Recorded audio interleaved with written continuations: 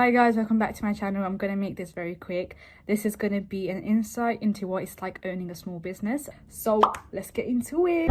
This video is going to be cut into different sections. The first section is going to go slowly into an idea of the business and what you can do to make it into reality. The first thing I'm going to say is it's very, very important that you're passionate about your business. Obviously, it's one thing to be very inspired by all the people around you that have started their own business, but at the same time, it's not an overnight process. It does take a lot of research, it takes a lot of love, it takes a lot of care. It's basically like having a baby and watching it grow. In fact, let me start from the beginning. The day I realized I wanted my own business was when I was when I was like 16, 18. The idea was very, very premature. It was just a thought, like in the future, I want to own my own business. I want to say is that it took a lot of time. And I started journaling things down and ideas down and stuff that I thought that would be long-term versus short-term. The first thing I thought about was, okay, what kind of business do I want to do? Do I want to do makeup? Do I want to do skincare? Do I want to do jewelry? I become very, very invested in my own ideas, if that makes sense. As soon as I thought of it, I was like, it's gonna happen, it's gonna happen. I need it to happen because it's the only thing I feel like I'll have control over. It'll be my own thing. I'll be so proud of it and it'll be something so cool to have, basically. But at the same time, I had no idea what I was doing. So it was just an idea. I just kept it at the back of my head until I finished my education. So when my Instagram really started taking off, I started doing promotions with different brands and I had a little insight into how brands work and how they charge influencers and how it really like works for them and then works for me. So that helped me look at it from a customer influencer business perspective, if that makes sense. Straight away, I started researching. Now, researching doesn't happen overnight. It does happen over a long period of time. One of the ways you can research is listening to podcasts, watching a lot of videos like this video, reading books. And now there's obviously social media, there's like Twitter threads and there's like Instagram posts where you can really get into learning how to have your own business. I want to link a few people over here that you can check out who have helped me start my own business and who are very, very good and influential with their business advice.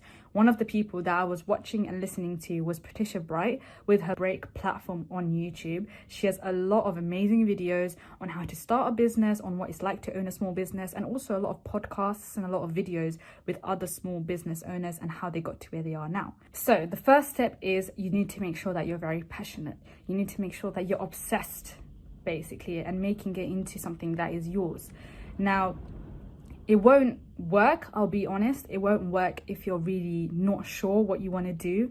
I would say take as much time as you need to figure out everything and the plan and where you want to be in the next year or the next few months, what you want to see. Literally write it down, even if it's as small as, oh, I want to make my first sale.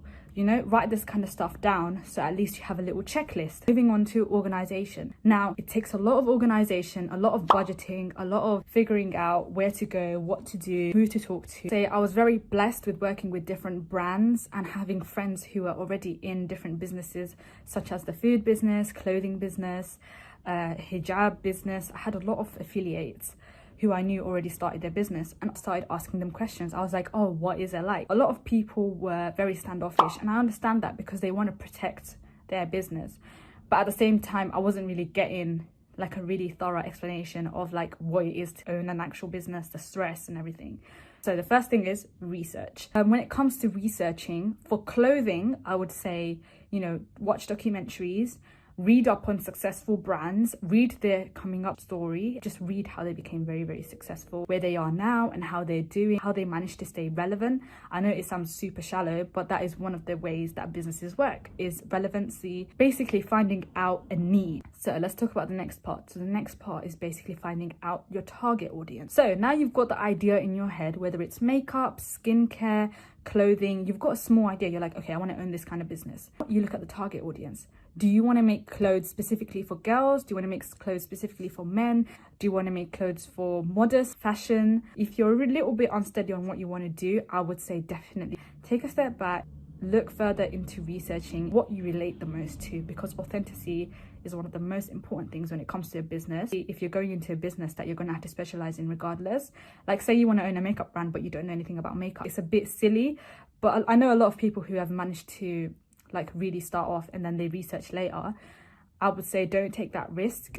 definitely research into whatever you want to go into. So now you found your niche. We're going to go with the example of maybe making modest clothing. Now it's, okay, what are the steps that I'm going to do to get to where I need to? Let's talk money. How much you want to invest? I get a lot of questions of, Dina, like, how much should I budget? How much should I invest? How much did you invest? I agree, it's very, very private questions, but at the same time, it does help someone who's trying to start off. So I'm going to try my best to explain this as simply as possible. The budget and how much you invest is very, very dependent on you as a person. It's not just a specific amount. It's not like you put in, you know, $1,000 and then you get everything that you want. No, it's very, very specific to what you're doing. So say if it's like modest clothing, I need to think about, okay, am I going to be making the clothes myself, or am I going to be manufacturing it and getting ready-made items? Now you have to decide, is it going to be something that's custom, like me making necklaces by myself, or is it going to be something that's going to be manufactured, meaning that you have to go out there yourself and find the supplier who makes what you want to make and add your little twist to it. Let's go with manufacturers. I get a lot of questions with, oh, where do you find a supplier, manufacturers? Guys, I'll be honest, this comes with research. So if you've already passed the initial step, which is researching exactly what kind of brand you want to go into, automatically I feel like you already know about the manufacturers that are out there and who will basically process the orders or the products for you, essentially. Such as if you're looking into makeup brands and you're watching documentaries on how they started up, you'll immediately see a trend of like how they got to know their manufacturers, how they got to get suppliers. Whether it's lip gloss as well, like a lot of people start at home, I know that for sure. I know a lot of people who are doing skincare, they start making something at home and then they later go on to finding a manufacturer and then giving them the ingredients and then they make it. Obviously, you have to also remember that manufacturers have a lot of cost. So a lot of people tend to go for the custom option, which is basically they get like the bits and bobs they need to make their business themselves. So let's go with the modest fashion example. Let's say a two-piece, you know, like just a top and a bottom, very, very plain. If you want to do it yourself, most likely you're gonna have to think, okay, what fabric am I gonna get? What color am I gonna get? Who's gonna stitch it for me? Am I gonna go to a tailor? Where am I going to find the tailor? How much is it going to cost for me to get to the tailor? You know, you have to ask yourself a lot of questions. This is more very, very specific to what you want to do. Obviously, it's very hard for me to just list what kind of questions you would ask yourself because it depends on the business. Like if you're doing menswear as well, what kind of tailor would you go to? What kind of fabric? Is it heavy duty fabric? Is it something that's really hard to stitch up? You know, it's kind of stuff like that. Whereas if you want to do something that's manufacturer based, most likely more on the expensive side, because most manufacturers have a minimum order quantity. So this is something that manufacturers set in place for them to make profit and to make sure that you order a specific amount. So the reason why they do put minimum order quantities is so like basically people don't take the mick, especially because there's a lot of room for people to just be like, oh, can I get 5 pieces? And then they just cut. Obviously, it's not fair on people who are starting off, but it is something to remember. A lot of manufacturers you can find online, people have different ways to find the perfect manufacturer that is for them. That's either by finding if they give a good price, etc, etc, because at the same time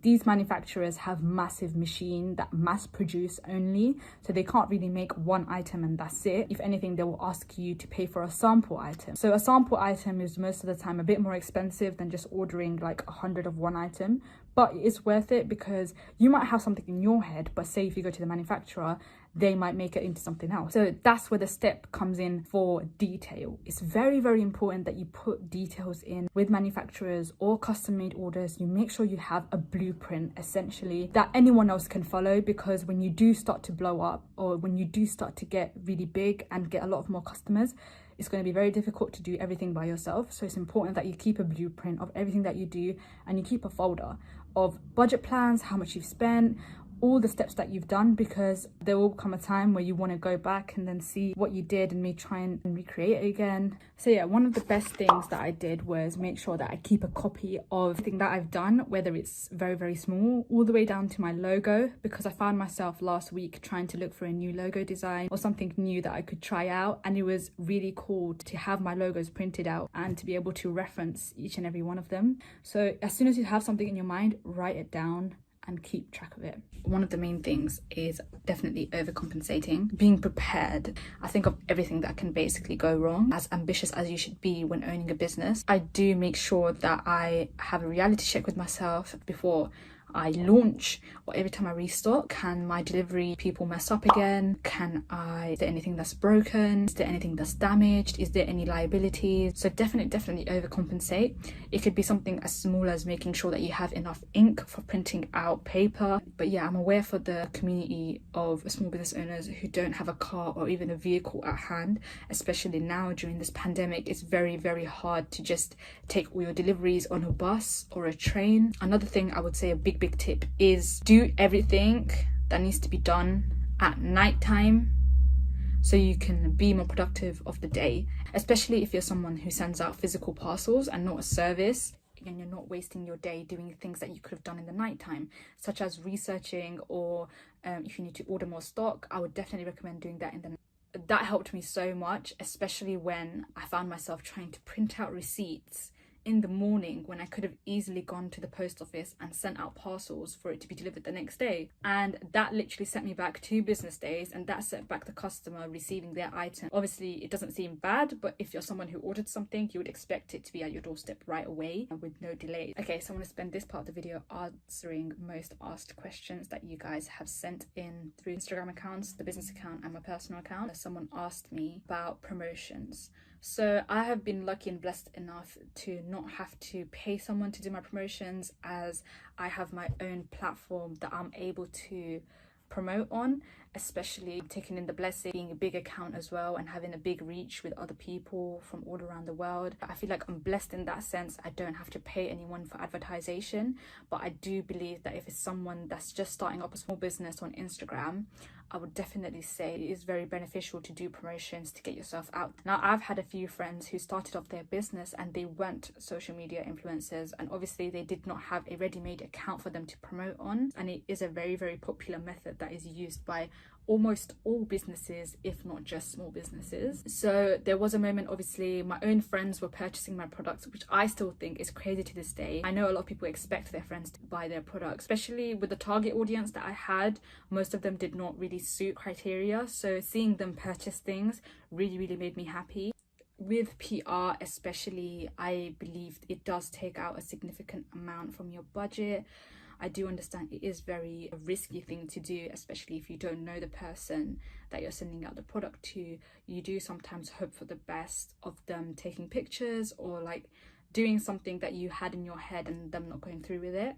So with that, I would say make sure that you set up a contract, either through direct messages or emails. Make sure you set up a contract of when you want them to post, when you want them to open the products, how much you would pay them, etc, and that would remove any room for disappointment basically. At the end of the day, it is a business proposal that you're having with someone else to promote your stuff, just as the same it is to do it on a billboard, just as the same it is to do it on a TV ad. So that is one way. Please keep in mind that social media isn't the only way that you can promote your products. One of the biggest tools I would say is, on Instagram, make sure you switch to a business account. You will definitely reap the benefits of Facebook ads, especially because Instagram really caters towards that, and they separate your DMs so that you can, from one folder called general, I'm going to try and put a video here, one folder called general and the other folder called primary, and all your requests, and it really helps you keep organized without you having to do anything. Another thing is the shopping feature. So say if someone comes onto your profile, you would obviously want them to know that you're selling items, and without them having to DM you and have to go on the website, Instagram puts forward, or Instagram/Facebook puts forward a really easy tool that everyone can access. It is the one where you have your 3 tabs, which is your tagged pictures, your normal feed, and in the middle it will be either IGTV or any filters you've made, if you've made any. A lot of people have stopped DMing me asking me about prices because I had put up the prices on each of the products I had uploaded. One thing to remember though is you can't do this on a private account. A business account has to be public. I am aware that you have to have an actual catalogue of products. So now, building on this, let's talk about how you can get your products out there. So that's the final step. Actually, I would say it's more of an initial step when you're planning. Now, at this current moment in time, it is very popular to have an e-commerce website, which means basically you have everything online, whether it's a service, whether it's clothes, whether it's whatever you're selling. A lot of people just do it online because of the pandemic. A lot of people are finding it easier to manage their business online rather than having it in stores or have to go out. But we do have to remember that there are some businesses who do have their actual physical shops open, getting customers in person. What kind of commercial route you're going to be taking? Will it be you doing everything online? If you are doing it online, what are you going to use? Are you going to make your own website? Who's going to help you design it? Can you design it yourself? Will you learn how to design it? I would say this is where you start bullet pointing and going through the different options of what you might want to do. But obviously now is the most important step, and that is deciding if that you're going to go for. Now I get a lot of questions about, did I make my own website? What did I do? What was the process? So for me, because I am a computer science student, so the first thing I did was I started researching different platforms that I could start selling my items on. And the first thing that crossed my mind was I can make my own website. I have been at university, even before university, I was able to make my own website. And even with back in the day, with Tumblr, a lot of people could edit their code. I was basically one of them. I would always edit my actual code, my HTML code, my JavaScript, so front end and back end coding. I feel like that was my big step into the coding world, whether it is something that's unpredicted. So my initial website was coded. However, I had issues with processing fees and for people to pay online. I had a very basic website at first, with literally just a HTML website, just a bit of front end coding to display all the products that I had, nothing that where you could actually make payments. So when it comes to that, it is very difficult to set up payments on a website. I feel like that is the most hardest thing ever to do. Recommend one of the best ways is Shopify, Wix, Squarespace, Etsy and Depop. I feel like those are very, very popular methods that people use. With Shopify and Wix and Squarespace, it is very straightforward. All you have to do is sign up. It is a monthly payment, so you do have to pay for a domain name. If you aren't aware of what a domain name is, get researching. But as far as I'm aware, Shopify makes it extremely easy for you. All you have to do is upload your pictures and then they handle the rest. But that comes at a fee and a cost. So you do have to be aware of that. You do have to be aware of monthly payments, direct debits, and that's where you start budgeting and putting it into a financial plan, trying to see, okay, can I pay for this? Can I pay £20, £30 a month just to hold my website? Will I make enough profit? Will my profit cover it? You have to really start asking yourself these questions. That's what I found myself asking.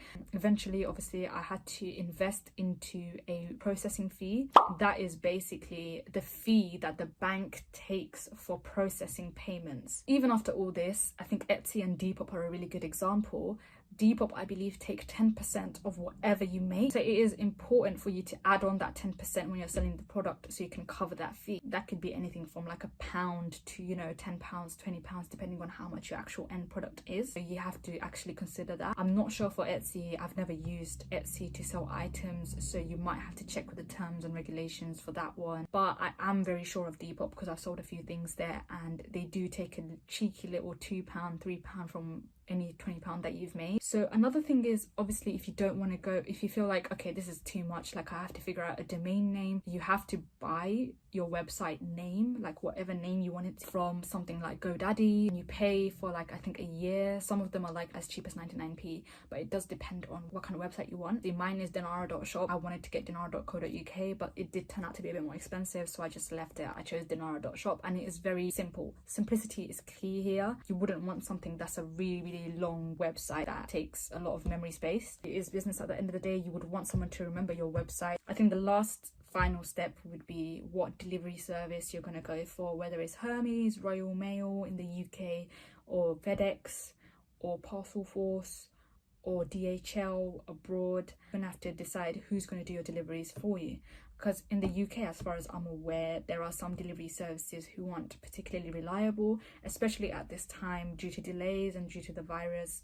So yeah, this is a very long video, so I'm just going to cut it here. That was what it's like to own a small business and frequently asked questions. I'm going to try and add a few more bits here and there if I feel like it's missing anything, but I feel like I've covered most things. I hope this inspires you or helps anyone out there that wants to start their business. So yeah, thank you guys so much for watching. I'll catch you in the next one. Peace.